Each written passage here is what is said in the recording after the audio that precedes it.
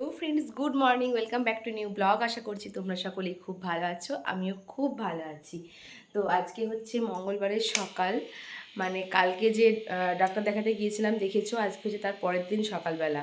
কালকে রাত্রেবেলা সেভাবে ভিডিওটা আমি কন্টিনিউ করিনি, আর তাছাড়াও যেহেতু আগের দিন থেকে শুরু করেছিলাম ভিডিওটা অনেকটাই বড় ছিল। আর ওই মানে ডক্টর চেক আপে গেলে প্রচুর টায়ার্ড হয়ে যায়, মানে টায়ার্ড ছিলাম প্রচণ্ড। যাই হোক, তো আজকে সকাল সকাল একদম ফ্রেশভাবে একটা ব্লগ শুরু করছি। আর সকাল থেকে ঘুম থেকে উঠে ফ্রেশ ট্রেশ হয়ে গেছি, চেঞ্জ করেছি। এখন আমি নিচে যাব। এখন বাজে ঘড়িতে 7:50। আমি 7:30টার সময় ঘুম থেকে উঠেছি, আর আকাশ কিন্তু আমারও অনেক আগে ঘুম থেকে উঠেছে। ও ঘুম থেকে ওঠার পর ফ্রেশ ট্রেশ হয়ে ও নিচে চলে গেছে অলরেডি। ও মায়ের কাছে বোধহয় চা খাচ্ছে, আর আমি গিয়ে সকালের খাওয়া দাওয়া করব।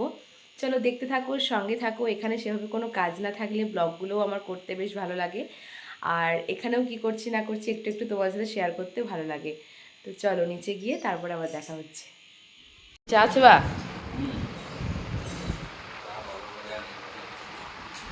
দিচ্ছে বাবু লোকটো। আমি ভাবলাম হরলিক্স খাবো, কিন্তু পাঁপড় ভাজা দেখে তো আমারও চা খেতে মনে হয়েছে, তাই করি। আজকে আমিও আর হরলিক্সটা খাইনি, আকাশের দেখে আমিও কিন্তু আজকে চা আর পাঁপড় প্রথমে খেয়েছিলাম। আর তারপর এখন সকালে খাওয়া দাওয়া করতে বসে পড়েছি। তো এখানে দেখো চপ, ঘুগনি, বোঁদে, শশা সমস্ত কিছু দিয়ে এখন মুড়ি খেতে বসে পড়েছি। এটাই ছিল আজকে আমাদের সকালের জলখাবার। তো সবাই মিলে একসাথে খেতে বসেছিলাম, আর শুধুমাত্র আমি ভিডিও করেছিলাম, আমারটুকুই আর দেখাইনি। তো খাওয়া দাওয়া করার পর দেখো এখানে আজকে বাবা এনেছিল কিন্তু একেবারে ফ্রেশ একটা ইলিশ মাছ।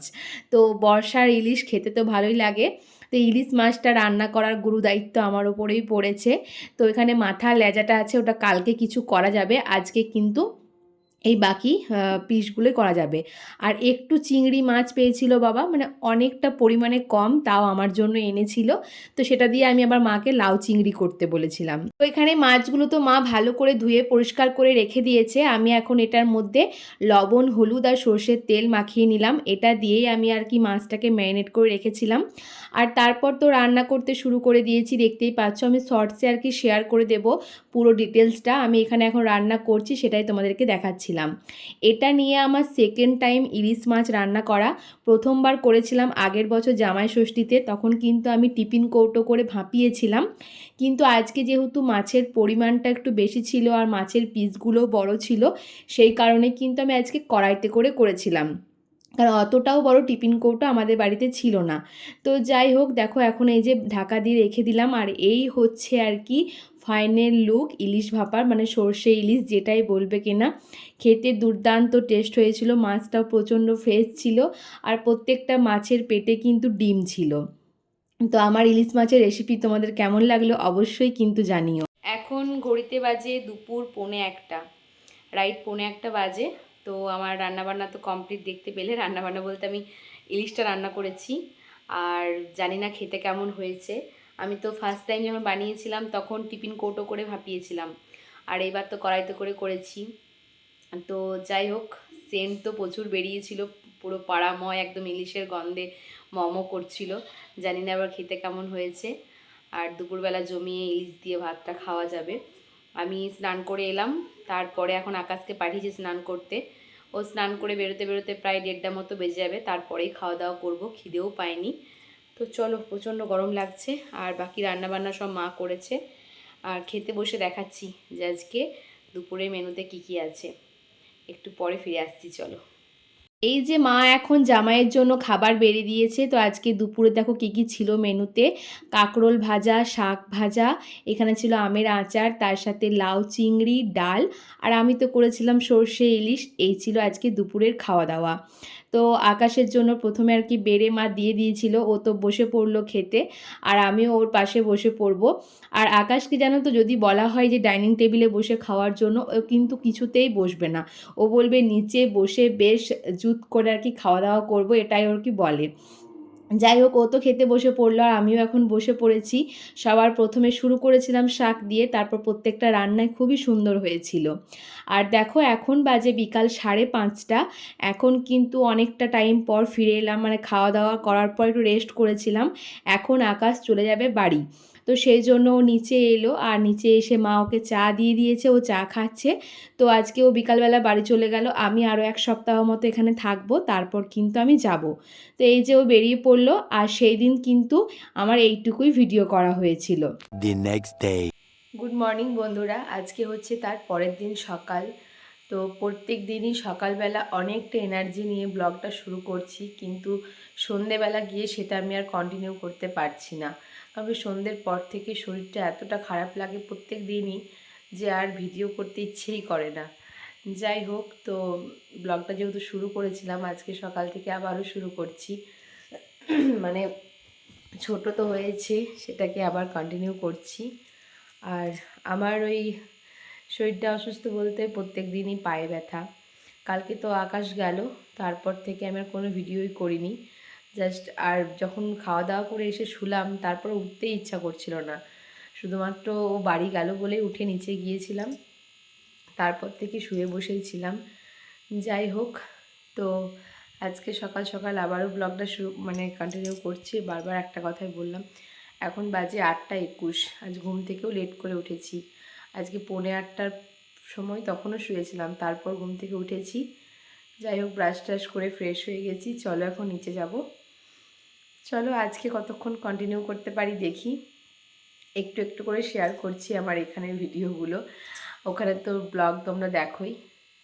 তো চলো নিচে যাই।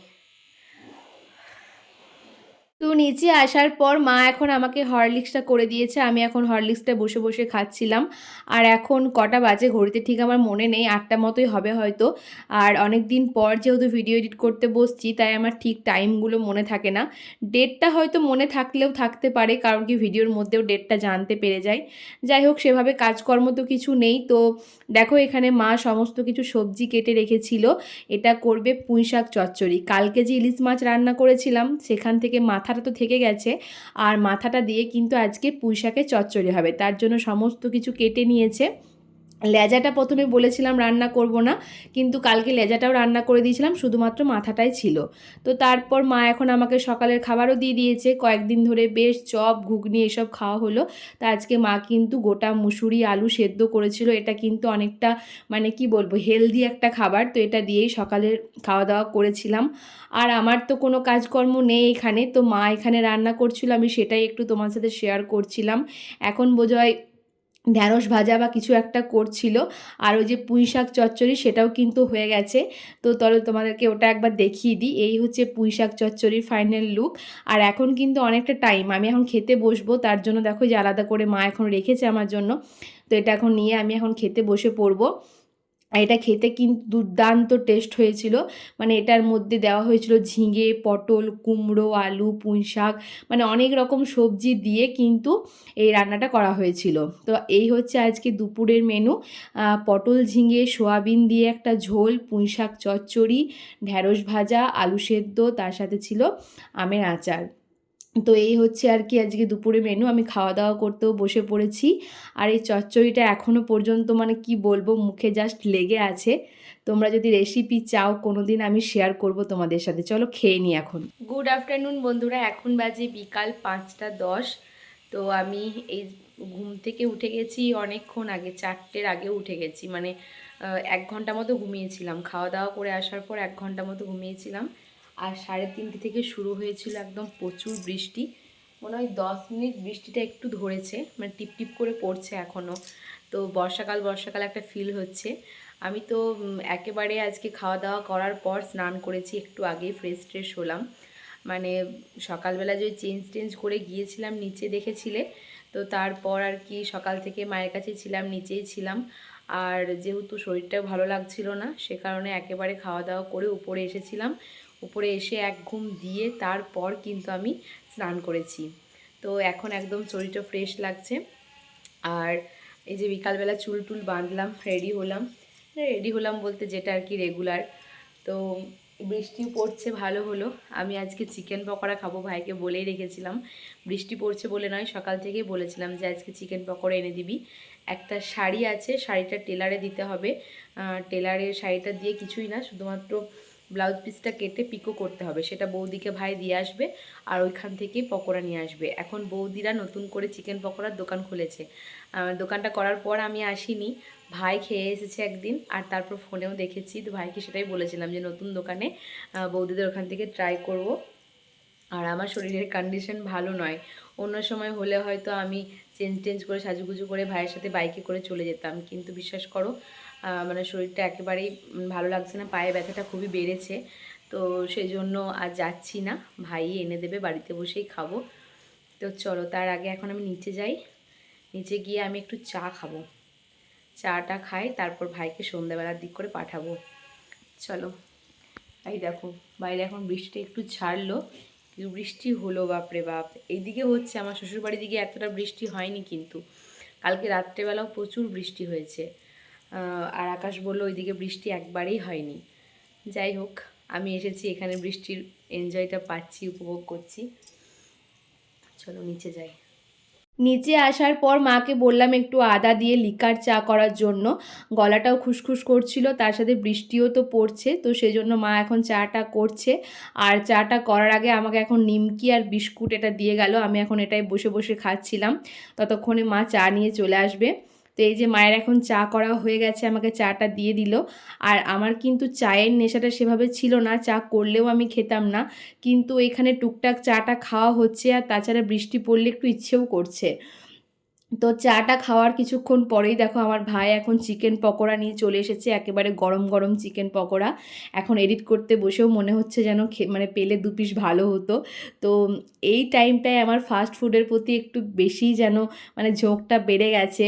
আমি জানি সেভাবে মানে খেতে দেয় না আমাকে সবাই, কিন্তু মাঝে মধ্যে খাওয়া হয়। আর আমি তো রোজ ভিডিও করি না, কোনো স্পেশাল স্পেশাল দিনগুলোতে ভিডিও করি। আর তোমাদের মানে অনেকেরই মনে হয় যে আমি হয়তো প্রত্যেক দিনই ফাস্টফুডটা খাচ্ছি, কিন্তু মাঝে মধ্যে কিন্তু খাওয়া হয়, মানে কি বলবো, খাওয়াটা হচ্ছে। যাই হোক, 3টে প্লেটের মধ্যে দেখতে পেলে যে বেড়ে নিলাম। আর এখন মাও বসে পড়েছে একদিকে, আমিও বসে পড়েছি, আর ভাইও এসে বসে পড়বে। আর বাবা তো এইসব খায় না, বাবার জন্য রাখিও নি, মানে বাবা কোনো মাংসই এখন খাওয়া ছেড়ে দিয়েছে, শরীর ঠিক নেই বলে। চিকেন পকোড়া তো দূরের কথা। তো যাই হোক, আমরা 3জনে মিলেই এখন চিকেন পকোড়া খাচ্ছিলাম। তো আজকের ভিডিওটাও আমি এখানেই শেষ করছি। দেখা হবে আবার নতুন ব্লগ নিয়ে। কালকে থেকে ব্লগ শুরু করেছি, 2 দিন মিলিয়ে একটা মোটামুটি টাইমের ব্লগ আমি আনতে পেরেছি। যাই হোক, ক্যামেরা করছিলাম বলে ভাই প্রথমে আসছিল না, তারপর এসে দেখো এই যে আমার পাশে এখন বসেছে। তো চলো আমরা এখন চিকেন পকোড়া খেতে থাকি, আর তোমরাও ততক্ষণে আমার চ্যানেলটাকে সাবস্ক্রাইব করে দিও। আর ভিডিওটা কেমন লাগলো অবশ্যই কমেন্ট করে জানাবে। চলো টাটা।